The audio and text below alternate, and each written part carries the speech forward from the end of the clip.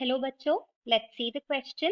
It states that a solid cylinder rolls down an inclined plane. Its mass is 2 kg and radius is 0.1 meter.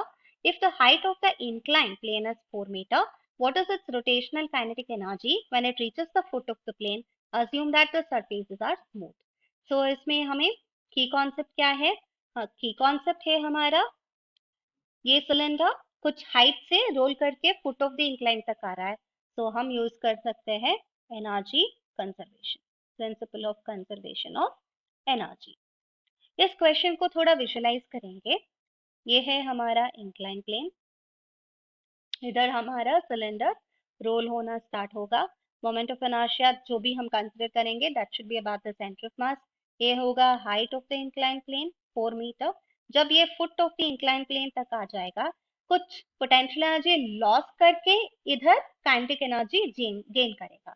Therefore initial total energy should be equal to final total energy.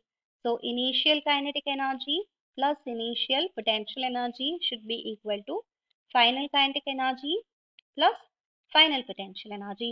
Initial kinetic energy will be 0 क्योंकि उधर role होना start करेगा, therefore initial potential energy क्या है mgh. Final kinetic energy होगा half I omega squared plus half mv squared, क्योंकि ये दोनों translational and rotational motion perform कर रहा है, and final potential energy will be equal to 0. So हमें पता है, इसको हम लिख सकते हैं mgh will be equal to half times, जब हम मोमेंट ऑफ इनर्शिया कंसिडर करेंगे सॉलिड सिलेंडर का, ये हो जाएगा mr square divided by 2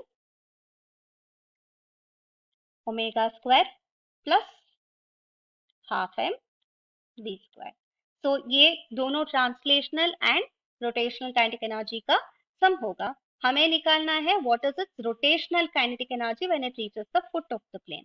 so only rotational kinetic energy हमको कैलकुलेट करना है, तो हम ट्रांसलेशनल काइनेटिक एनर्जी को रोटेशनल काइनेटिक एनर्जी के टर्म्स में एक्सप्रेस करेंगे। So mgh will be equal to half I omega square plus half, हमें पता है v is equal to r times omega, तो क्या मिलेगा हमें इधर v square will be r square omega square.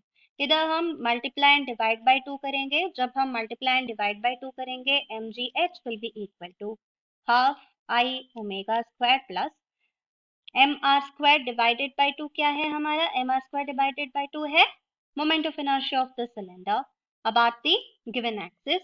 Omega square a to cancel हो जाएगा, so this will be I omega square, so total it will be 3/2 I omega square और 3 times half I omega square. ये होगा हमारा kinetic energy, therefore half I omega square which is equal to rotational kinetic energy will be given by mgh divided by 3। ये हो जाएगा mass of the given cylinder is 2, radius is 0.1, so 2 times 10 times height is 4 divided by 3, so rotational kinetic energy होगा 26.66 joule. This is our final answer. Hope you will understand. All the best. Thanks.